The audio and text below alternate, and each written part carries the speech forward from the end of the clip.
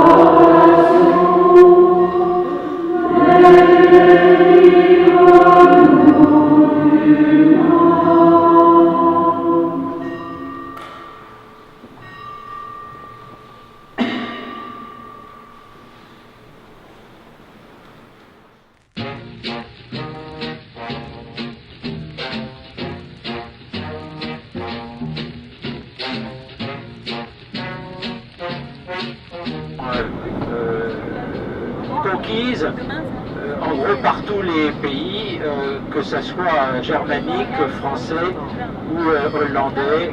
Donc toute cette région a été l'enjeu de combat permanent depuis 2000 ans presque. En gros. Ça c'est... Alors pourquoi? Parce que c'est une région très riche en minerais. C'est une région qui a été le sol a été soulevé par les montagnes des Vosges et qui a fait ressortir toutes les couches géologiques à la surface. Et donc il y a du minerai.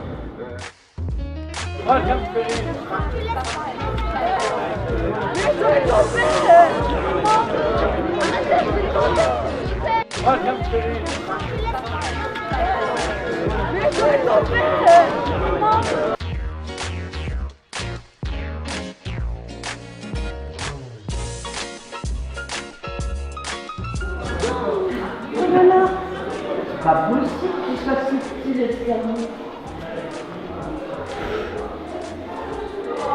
Oh non, il n'a pas si petit que ça. Oh, mais moi je le croyais 10 fois plus grand. Seulement il y avait un tapis. Oui. Alors... Et dans le tournant, on avait la pierre. Alors là, c'est ça le film. Qu'est-ce que c'était à droite? À droite, c'est le grand salon. Ah, c'était le grand salon.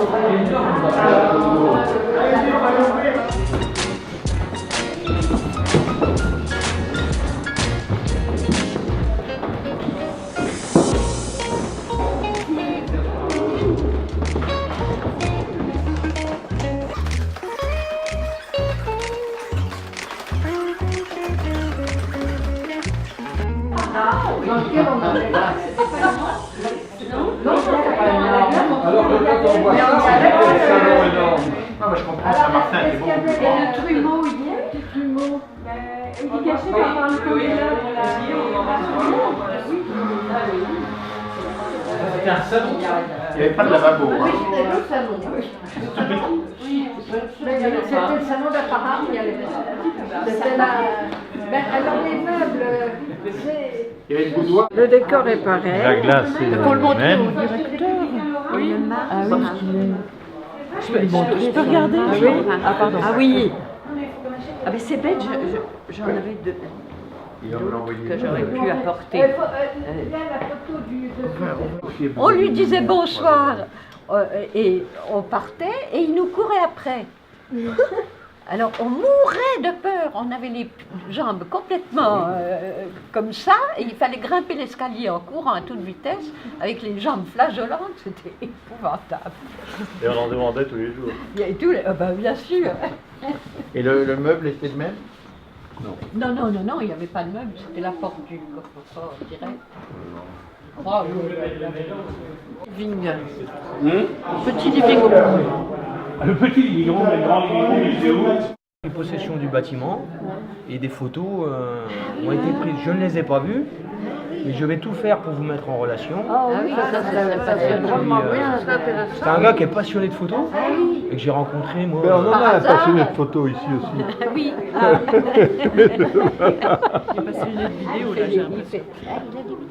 Donc c'est. Je vais prendre les coordonnées d'un d'entre vous, peut-être le monsieur avec qui j'ai Jacques. discuté tout à l'heure. C'était Jacques, oui. Comme on va partir dans la chambre de madame, peut-être. Ah Et oui, peut-être mon oui, bureau ah oui. maintenant. Hein C'était la salle à manger, d'accord. Oui, la salle à manger. C'était quoi l'ancienne chambre de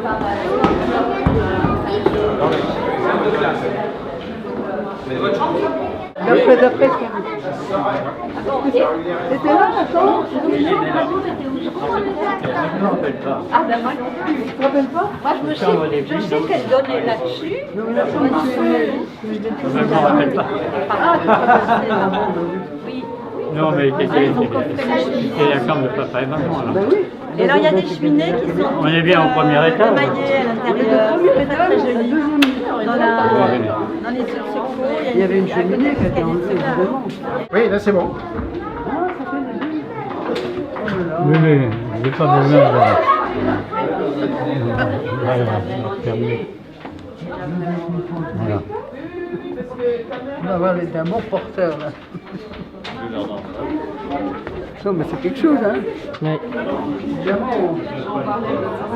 Bonne, les parents bonnes. Oui, c'est sympa. Avec leur dressing là, de l'autre côté. Ah, c'est un petit dressing. Tout petit dressing. On voit les dimensions. Il n'y a qu'une maison qui peut comparer, c'est celle de... C'est celle de... C'est celle de dressing. Le cabinet de toilette de votre maman. Oui. C'est la chambre de nos parents.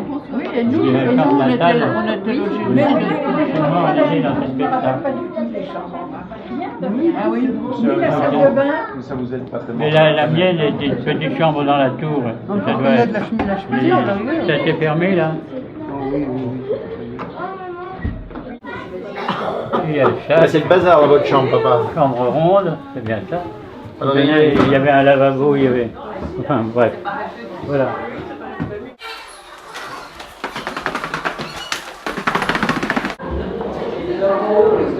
Moi, à mon avis, il y avait deux chambres. Il y avait sûrement deux chambres.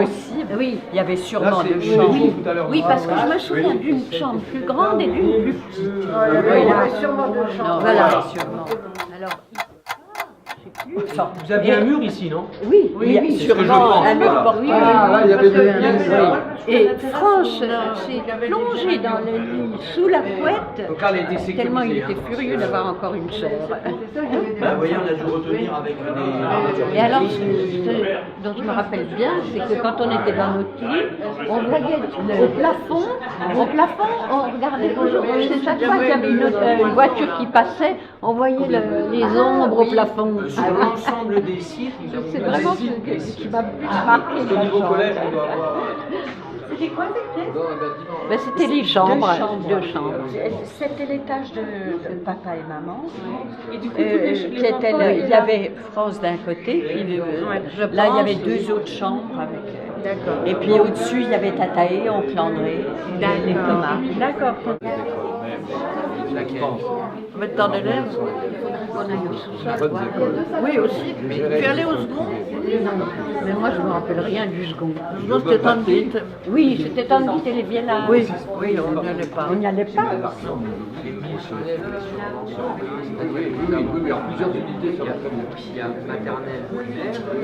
Mais tu te rappelles pas la terrasse où il y avait des géraniums là? Mais non, je ne me rappelle pas. C'est drôle. Petite terrasse. Oui, mais Et il y avait une coupée là. Mais moi, j'ai l'impression qu'on était plutôt par là, notre chambre. Est-ce que c'est possible?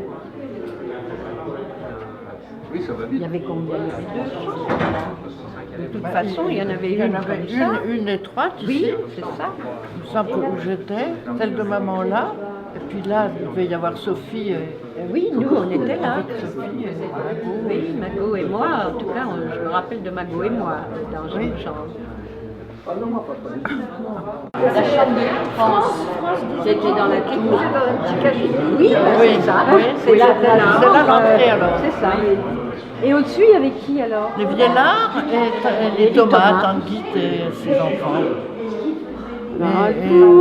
Mais qui sont les enfants de Tanguy avaient le même âge que nous, mais les enfants Vielard étaient plus jeunes. Alors, l'aîné avait l'âge de Mago. D'accord. On monte. Ben non, on ne peut pas monter. Les coordonnées, donc, pour, comment dire, je vous remercie, du monsieur en rouge. Fallait pas. Oui, je vais mettre en relation avec un monsieur Ah bon, très bien. Ah bon, je vous ferai découvrir Longuillot oui, très bien. et un trésor en fin d'année. Ah, bon.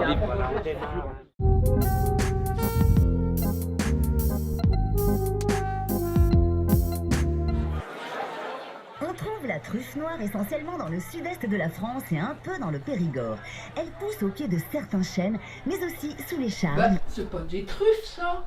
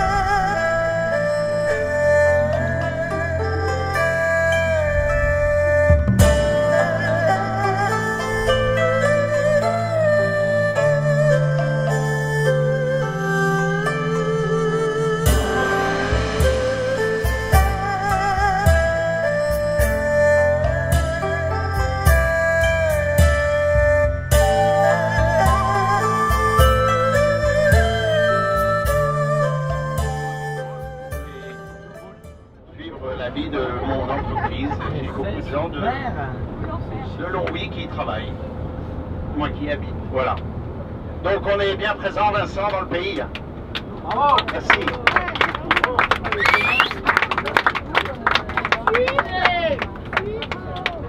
J'étais allée à Longwy, mais pas la reine d'Angleterre. Ok. Là, je vais tout simplement vous lire quelques souvenirs que j'avais écrits pour mes enfants et que Sabine a repris et m'a passé parce que moi je l'avais oublié. Alors je ne parlerai pas des arrière-grands-parents parce que c'est bien loin, mais de mon à commencer par mes grands-parents Thomas, qui sont les arrière-grands-parents, les enfants et les arrière-arrière de mes voisins. Alors, donc papa Thomas. Et donc il faut trouver un réducteur. C'est une réaction chimique, c'est une des grandes classes de réactions chimiques qui existent dans la nature ou plutôt en chimie. C'est la réduction. Il faut un agent réducteur. Et comme le fer, le minerai de fer est quelque chose de plutôt solide en général. Oui Mathieu, je t'écoute. On essaie de dormir mais pas. J'entends pas. On réduit les ions ferreux ou ferriques, on les réduit pour en faire de l'acier. Ça s'appelle une réaction de réduction. Et donc il faut un agent réducteur. C'est en gros l'opération chimique qui consiste à ajouter des électrons à un ion. ION, pas GNON, merci Sophie. Ouais. Et à enlever l'oxygène éventuellement si c'est l'oxygène qui a chopé les ions, les électrons. Mais, voilà.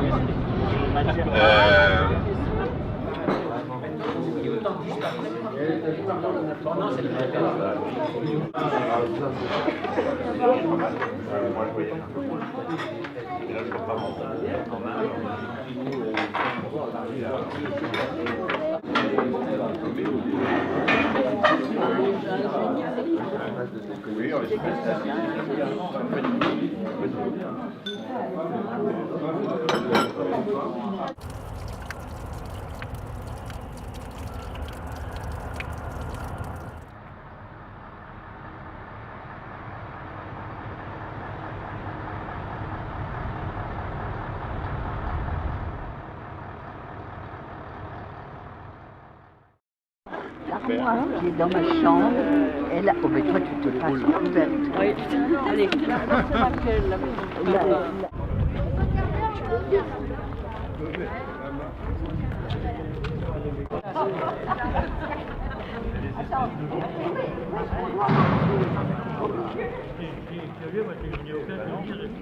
Oui, non, parce que là, on me met dans l'alignement.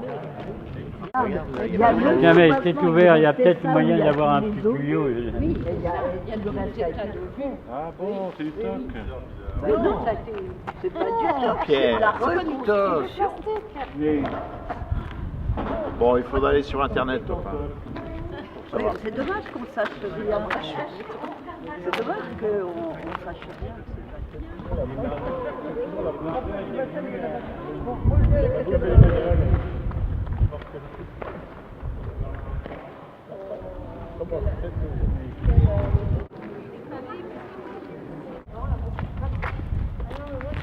T'as vu Clément avec la marraine tu zoomes sur la... Il y a toutes celles de tes enfants. Enfin, celles de tous tes enfants. Parce que chaque enfant n'a qu'une. Enfin, il y a surtout la tienne qui... Mais qu'est-ce que t'en penses, toi? Moi, Tu fais la vidéo, là? Ouais. Ah non. Merde. Mon âme. Non. Mon Toi, âme. as-tu une âme? Mon âme, mon âme. As-tu une âme battue? Un bon effort, et des... Âme battue. Et la taille de l'amande, on ne jette pas l'amande très cher. On va en faire soit de la nougatine, ou soit on va en faire des petits galets. Les petits galets, ce sont des petits morceaux d'amande. La pinette de Lorraine. Non? Pour chauffer les fours. Les fours, non, parce qu'on ne cuit pas. Là. Non, ça ne se cuit pas une dragée d'amande. Ah bon? Ah, dragée bonjour. C'est ça. Souffle, dragée paquet, bonjour. Oui, bonjour. Ah, c'est moi le dentiste. C'est plein, dedans. À 10h30, non, ils étaient prévus à 11h.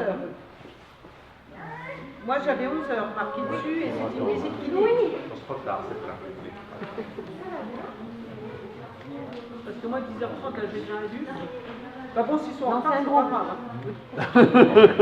C'est moi. Association de la ville, c'est vous? Oui. Oui, ils sont là, ils sont là.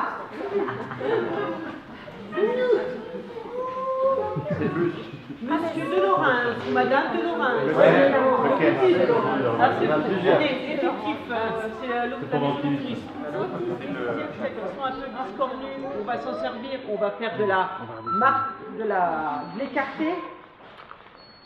Excusez-moi. Les dragées paquets, bonjour. Oui. D'accord. D'accord, je leur donnerai. Oui, c'est sympa. D'accord, pas de souci. Pas de souci, merci. Au revoir. Une turbine chacun. Vous n'oublierez pas que j'ai un papier pour vous, hein, qui va arriver par là. Pour l'adresse du restaurant, sinon vous ne mangez pas. Alors vous êtes sage, sinon je ne vous donne rien. C'est bien ça. Vous dites bien, vous. Je ne provoque pas. Donc, le premier, donc ça ira pour faire de la bonne dragée. La dragée, la noisette. Ça serait trop fort.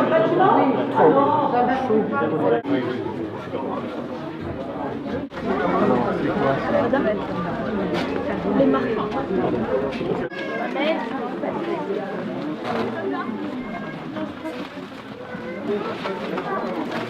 Elle dit voilà, merci bien. Bonne journée, monsieur.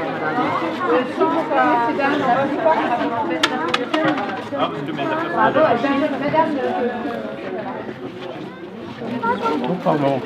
Éteins,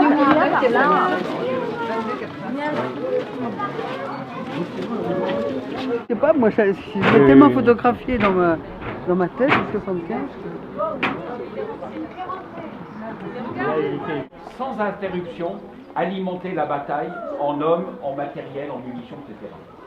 Et si ça a tenu les premiers mois, bah, c'est grâce à cette troupe qui s'appelle la Voie Sacrée, c'est unique en France. Elle a des bornes très spéciales. Et il y a même un monument. La route, elle a un monument. On appelle ça le monument du train.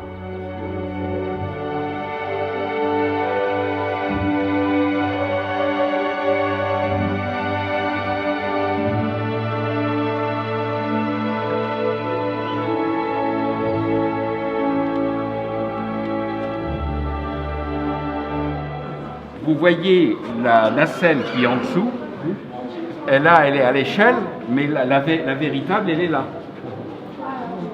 Donc vous avez l'observateur qui peut passer 15 heures dans sa nacelle, il fait ses besoins comme il peut, hein, il est tout seul là-haut. C'est un obus comme un autre.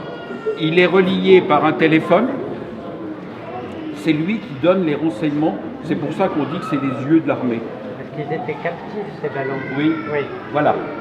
Ils étaient captifs. Alors, ils avaient des... Ils étaient attachés au sol. Ils ne bougeaient pas. Ah, ils étaient rattachés au sol. Simplement, ils profitent de l'altitude pour voir plus loin. C'est vulnérable quand même. Ben oui, madame. Alors, chaque fois qu'il y avait des ballons qui étaient dans le ciel, on envoyait les avions pour les dégommer. Alors, nous, on envoyait nos avions pour défendre les avions qui allaient nous dégommer. Vous avez des parachutes? La dernière guerre. Alors, pas au début. Après, oui. Oui, oui. Et les espèces de paniers là, Mais en 40, il y en avait encore. C'est la nacelle, ça. Non, les petits paniers là. Ah, je sais pas, c'est des lestes pour les stabiliser, je pense. Bien sûr. C'est une reconstitution à peu près fidèle de ce qui était toute une bataille à Verdun. Je vous avais dit que je vous parlerais des avions. Bah, regardez, ce ne sont pas des maquettes, ce sont des vrais avions. C'est fait de bois, c'est fait de toile. Ça, c'est le Newport, c'est un biplan. Alors, il y a des biplans, des monoplans. Ça, le Fokker allemand, c'est un monoplan. Mais ils avaient aussi des biplans, hein, c'était pas la... Pour la petite anecdote, au départ, les avions se tirent dessus à coups de pistolet ou de carabine. Ils ne sont pas forcément équipés. Les généraux ne croyaient pas en l'aviation. Seulement à Verdun, l'aviation va prendre une importance incroyable et on va tout découvrir. On va inventer la chasse. On s'aperçoit que les avions isolés sont vulnérables. Eh bien, le commandant de Rose, qui va organiser l'aviation française, va créer des escadrilles. Ils vont faire des attaques sur les ballons et sur les avions ennemis en groupés. Ils vont inventer le bombardement. Alors au début, la capacité est très faible. Alors ils lâchent des obus à la verticale sur des points précis, mais je veux dire, bon, c'était le début. Ils ne croyaient qu'en l'aérostation. Alors pour la petite histoire, c'est amusant, c'est que sur l'avion français, la mitrailleuse, elle est au-dessus de l'hélice. Le pilote, il est obligé de coincer le manche à balai dans ses jambes, donc il n'a plus la maîtrise de l'avion. Il doit tirer debout et il a des capacités de sa mitrailleuse plus réduites encore que l'allemand. Il nous faut des gros calibres et malheureusement, les gros calibres, ils étaient du côté allemand. Il a fallu attendre la fin de 1916 pour qu'on ait notre grosse artillerie lourde. Ce réservoir-là, sous très forte pression, on met un gaz. Alors, je ne sais pas combien de bars on met là-dedans, mais je veux dire que plus la pression est élevée, c'est pour ça que c'est métallique et que c'est costaud, eh bien, quand vous ouvrez, alors il manque le tuyau et la lance, mais quand vous ouvrez ce système-là, ça vous envoie à plus de 35 mètres des jets de flammes. Alors, quand l'artillerie a bien nettoyé le terrain en face, vous avez des blessés qui râlent dans les tranchées, etc. Vous avez vu dans le film il y avait 10 ou 20 lance-flammes qui arrosent devant, et puis nos cupios, ils grillaient comme ça dans les tranchées. Le malheureux blessé, il n'avait aucun recours. La température dépasse 1000 degrés. Donc voilà, ces armes nouvelles. Et puis, les armes nouvelles, c'est des obus à gaz. Alors, ça avait été expérimenté à Ypres, le fameux gaz moutarde, l'hypérite, mais entre-temps, les chimistes avaient fait de gros progrès. Il y avait toute une batterie, une panoplie de produits pour mettre dans les obus à gaz. Et sur Verdun, c'était des attaques au phosgène, des gaz à base de chlore et d'acide qui vous brûlaient les muqueuses, ça vous rend aveugle, etc. C'est une cochonnerie pas possible. Et quand les Allemands attaquent fin juin sur le secteur de Fleury, le 23 juin, leurs obus à gaz sont si efficaces que notre artillerie, pour la première fois, elle est annihilée. Ils ne peuvent pas répliquer, les types ils sont à moitié gazés et ils sont neutralisés. Donc ça fait partie des armes nouvelles. Ce sont les obus. Or, les obus, quand vous voyez un trou d'obus, vous pouvez vous dire que dans un rayon entre 50 et 100 mètres, suivant les grosseurs d'obus, etc., c'était dangereux parce que l'explosion projetait dans l'air tout ce qu'il y avait. C'est-à-dire vous pouvez être tué par une pierre, vous pouvez être tué par des morceaux de barbelés qui partent dans tous les sens, ou vous pouvez être tué par les éclats d'obus eux-mêmes. Donc ce sont des arrachements de chair. Un obus peut vous couper en deux, vous arracher un bras, les deux jambes, vous avez tous les cas de figure. Quand vous avez affaire à des petits éclats ou des projections de projectiles divers, alors pour vous dire qu'il y a des soldats qui ont été tués par la tête ou la mâchoire du copain qui était parti en éclats. Donc, tout devient dangereux. Eh bien, vous avez quelques arrachements de chair. Le gros problème, c'est que sur ce champ de bataille, vous imaginez les milliers de cadavres en décomposition et les obus qui tombent sans arrêt pétrissent la terre. Alors, un jour, vous avez une dizaine de cadavres dans un coin, le lendemain, vous ne les voyez pas, les obus les ont enterrés, ils vont ressortir 3-4 jours après, en décomposition. Vous avez des milliers de rats qui sont gros comme des chats ou des petits chiens, tellement ils sont repus, ils bouffent les cadavres. Les soldats sont remplis de vermine, des poux en particulier. Ils se grattent jusqu'au sang, il n'y a pas d'hygiène, ils crèvent de soif. Ce sont des conditions extrêmes.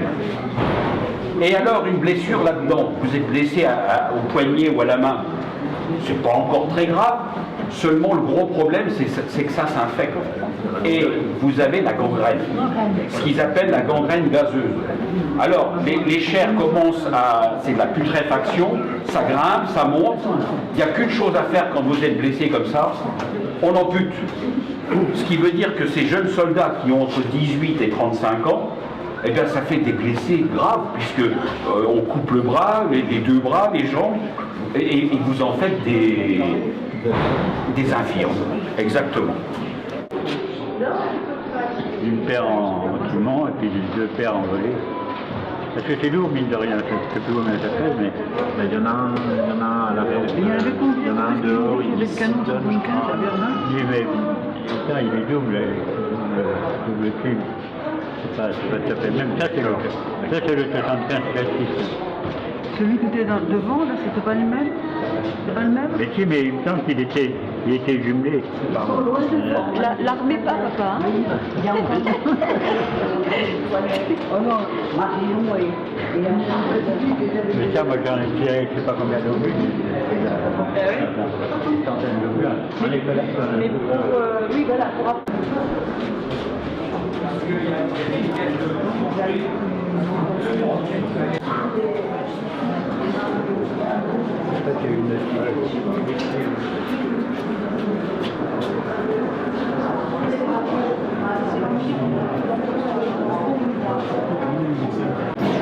C'est 380, je sais pas dire. Il y a une Chefcourbe. Ça c'est allemand. Et c'est allemand. Minenwerfer. Lanceur de mine.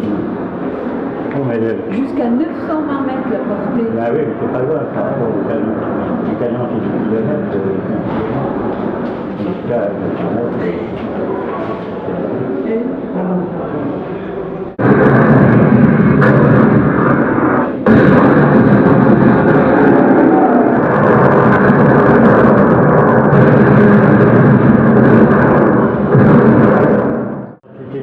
On n'a jamais fait pire, je veux dire.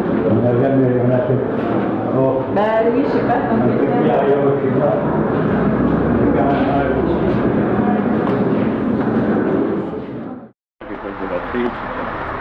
C'était où ça? C'était dans les régiments d'artillerie que j'avais, puisque j'étais à Saint-Augustine, alors là, Il ne reste absolument plus rien. Et la chapelle que vous voyez a été reconstruite après-guerre à l'emplacement de l'église. L'église était plus importante que ça. Alors regardez le sol. Et bien sûr, vous voyez que quand il pleut, ces trous d'obus sont remplis d'eau.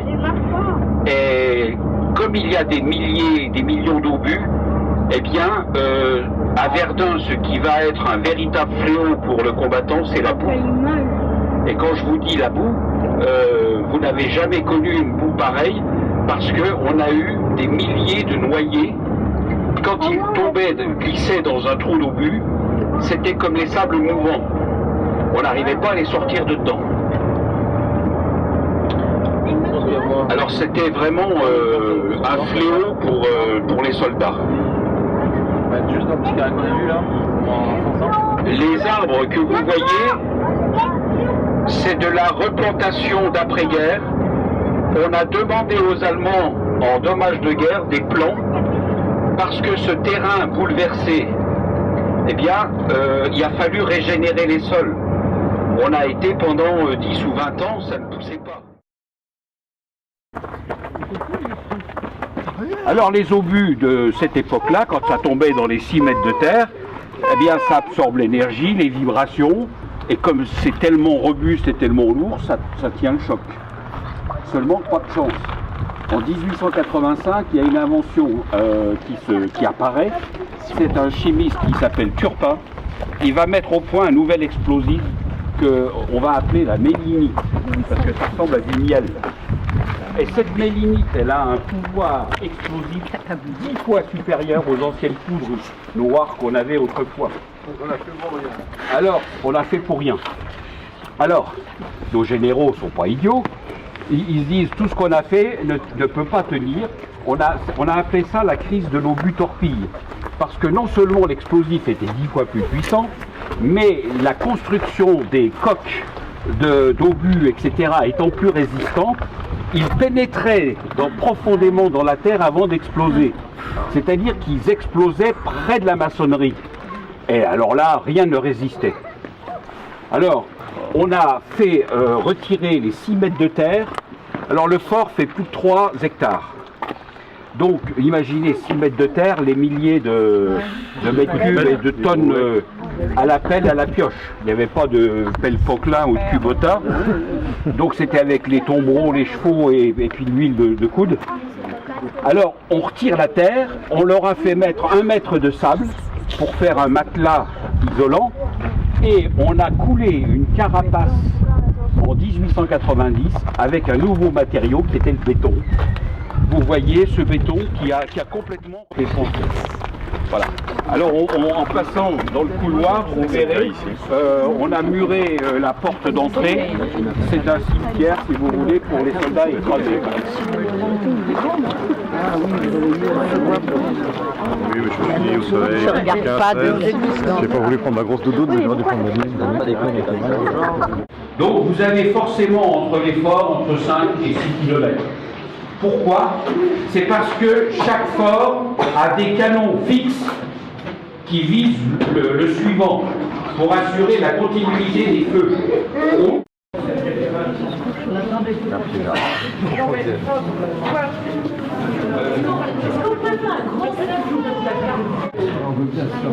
Vous êtes devant la carte relief de la région. C'est pour donner un petit peu de sens à tout ça. Sous mon bâton, vous voyez le point rouge, c'est Verdun. avec le fameux promontoire rocheux que j'ai évoqué voilà. Vous voyez la vallée de la Meuse en bleu là qui grimpe vers la Belgique. Regardez voir le relief. Là, il est évident. Vous voyez que ça fait une barrière naturelle. Verdun étant ici, vous avez Metz qui est allemande, ici à l'est. Alors, quel est l'écart bon. Simplement, c'est pour vous dire que c'est le plus bel observatoire de la région. Alors, les Allemands arrivaient de Metz comme ceci. Voilà. Donc, ils avaient peur de ce fort. C'était une terreur. Seulement, ils l'ont pris sans un coup de fusil. Alors, allez expliquer ça. Ben, je vais vous le dire quand même. Il faut remonter au début de la guerre en 14, au mois d'août. Les Allemands, comme ils ne sont pas venus directement se flanquer sur nos défenses, ils ne sont pas plus bêtes que nous, eh bien, ils ont fait le tour par la Belgique, qui était neutre. Et, c'est pas du jeu. Donc, ils passent autour de Verdun et on voit les ravages de leurs canons. On les découvre. Ils viennent de la maison Krupp. Eh bien, ils pulvérisent la fortification belge, Liège, Namur, Anvers. Et quand on voit les résultats de ces obus, nos généraux n'ont plus confiance dans nos forts. Ils se sont dit, si c'est pour faire enterrer nos soldats sous les gravats, alors qu'est-ce qu'ils ont fait? Ils ont désarmé, ils ont retiré des canons, ils ont retiré de l'armement, ils ont retiré les gens. Ce qui veut dire que quand les Allemands sont arrivés ici, c'était vide. Il y avait une trentaine de personnes. Non. Ils étaient repartis dans le nord, ils étaient repartis près de la Belgique, justement, non? Tout le monde n'est pas remonté vers la Belgique? Non. Quand je dis qu'ils ont attaqué par la Belgique, bon, écoutez, l'image qu'on va prendre, c'est comme un balai d'essuie-glace. Verdun, c'est le centre. Donc les Allemands arrivent, et autour de Verdun, ils vont faire un mouvement tournant. Mais ce mouvement tournant, il va jusque la mer. On a appelé ça la course à la mer. Et comme un grand... Bon, simplement, des questions sur la carte? Oui. On les a arrêtés où? À quel endroit sur la carte? Eh bien, tu vois les lignes qui sont en pointillés. C'était la première attaque, ils étaient arrêtés sur cette ligne-là. Tu vois, c'est marqué les dates. Et puis, la ligne la plus proche de Verdun, c'est celle-ci. Et quand vous regardez bien, vous avez le fort de Souville, qui est là. Ah, ici.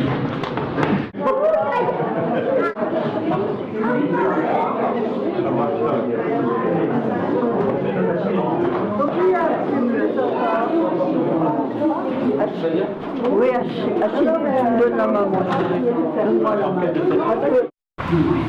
La literie n'aurait pas tenu très longtemps. Alors, ils essayaient de trouver un peu de confort. Quand ils trouvaient de la paille, ils mettaient de la paille. Dans leur pactage, ils avaient une toile de tente, ils avaient des couvertures, donc ils essayaient de se trouver un confort, j'allais dire, personnel. C'était un petit peu à la débrouille. Alors, à 50 personnes, vous imaginez la promiscuité, on ne peut pas bouger là-dedans, parce qu'ils avaient des gros pactages. Voire avoir des caisses de grenades qui attendent et qui servent de siège. Vous pouvez avoir des rouleaux de barbelés qu'on n'a encore pas posés, des pelles, des pioches. Vous avez des réservoirs de lance-flammes parce qu'il faut bien les mettre quelque part. Vous avez des fusils qu'on a posés sur les murs en attendant la prochaine alerte. Là. Ils venaient de Bavière, c'était des Bavarois. On sait tout ce qui s'est passé. Il y a eu un drame. Alors, ces soldats, on les envoie la nuit lancer des attaques contre les Français qui essayaient de se rapprocher du fort. On avait essayé de le reprendre déjà à plusieurs reprises. Et ils étaient à peu près à 500 mètres en direction de Montbras. Alors, l'ossuaire sera notre dernière visite de l'après-midi. Oh, c'est là, là. Là sur votre gauche, vous voyez ce petit mausolée. Eh bien, c'est en hommage aux musulmans morts pour la France, parce que dans les troupes françaises, eh bien, nous avions les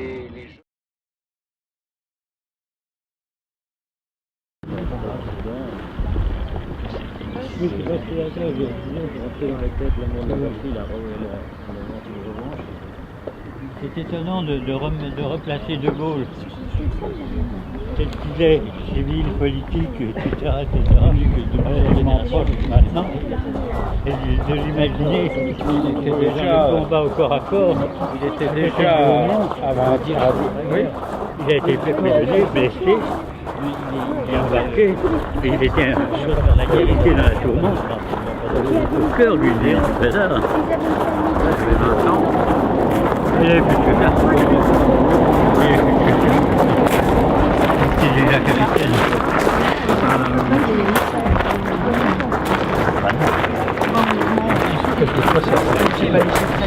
Non.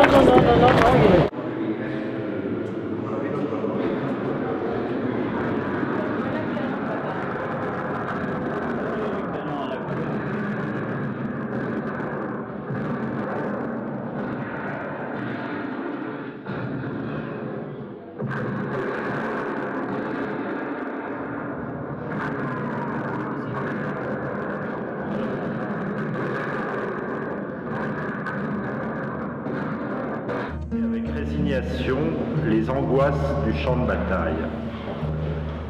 Bienheureuse Jeanne d'Arc, donnez-nous la victoire.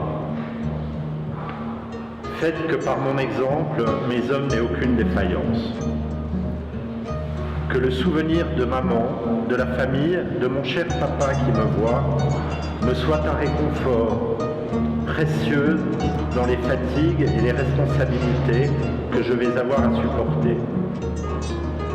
Sainte Vierge Marie, donnez à maman et à ceux qui me sont chers la force de supporter un malheur s'il venait à se produire.